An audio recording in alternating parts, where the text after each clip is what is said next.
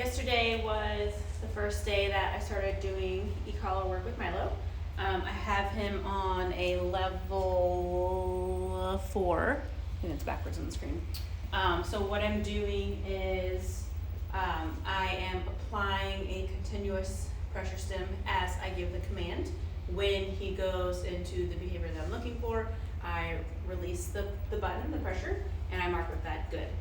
So I'm doing it at a level that he is aware of, but it's not aversive, it's not anything that he feels the need to respond to, it's just kind of like an afterthought that's happening at the same time as I'm giving the command. So I'm trying to do this within enough repetitions so that he learns through repetition that that pressure goes away every time he goes into behaviors. That way when we get into, what are you doing?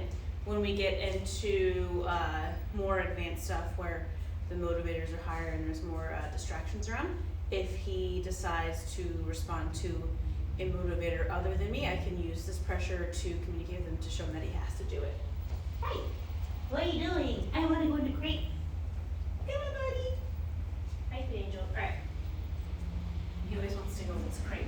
So I'm just gonna run through his obedience every time he goes into, every time you hear me say the command, at the very beginning of that command, I am holding that button down. And as soon as he goes into behavior, I release the button and I'll say the word good. So, Milo, sit, good. Wait, you're facing the wrong way. Okay. Place. Good. Very nice.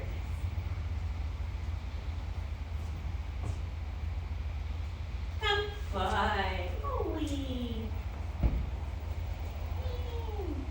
Oops. Sit. No. Sit. Good. Down. Good. Very nice. Come. Good. Hi. Sit. Good. Okay. Milo. Place. Good. Here's a good boy. Down. Good. Very nice. And I'm still having him on leash, that way I can help him out if he gets stuck on something. A lot of times when they're put into a stationary position, it's really hard to get them to come out of the recall. So I'm going to call him to me, and if he doesn't, I'm going to help him out by going over and grabbing the leash. Milo, come. Good boy. Good job. He's a good boy. Very good.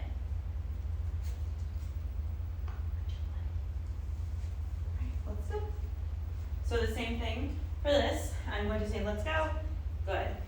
As he starts to do a little bit of forging ahead, I'm just going to say the word no, apply a little bit of stem with the leash to help show him that he can move backwards. So no, pressure, good.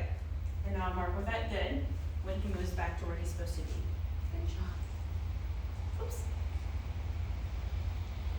And he's, he's a sensitive guy, so a lot of times I see him he gets a little bit fidgety because he's trying to, he's trying to, offer up behaviors so that he stays in a position where he's being rewarded and keeping me happy, which is fine, I guess. I'd rather him do that than just totally blow me off and want to go hide in the corner. So if you see him kind of just start doing random things, like he does his little leg lift, he'll just start to sit. If I look back at him, he just wants to not get in trouble, which he really hasn't with me at all. He'll start to show random little behaviors just to see if any of those things are what I want. So I want to make sure he understands exactly what each behavior is. So when he kind of does those random little things, I tend to just ignore them. I'll give him the command that he's supposed to be doing to reinforce that, to show him that's what I'd rather him be doing, and then I'll reward him when he goes back into the behavior that he was supposed to be doing. So when we're walking and I do pressure to move him backwards, if he goes into a sit, I'm going to wait for him to try something else to go back, moving backwards, and reward that. I don't want to reward him going into a sit when I do leash pressure backwards. Hope that makes sense. Let's go. Good. So right here, no. Good. Which almost, I did the good when he popped his little butt up, but really all he did was go back into a sit. Let's go. Nope. there. I did it right before he went into a sit because I don't want him to go into a sit. Milo. Good.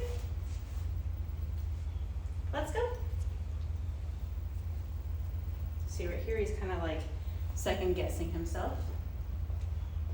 Good boy. There we go. Oh, you doing your swim. Place. Good.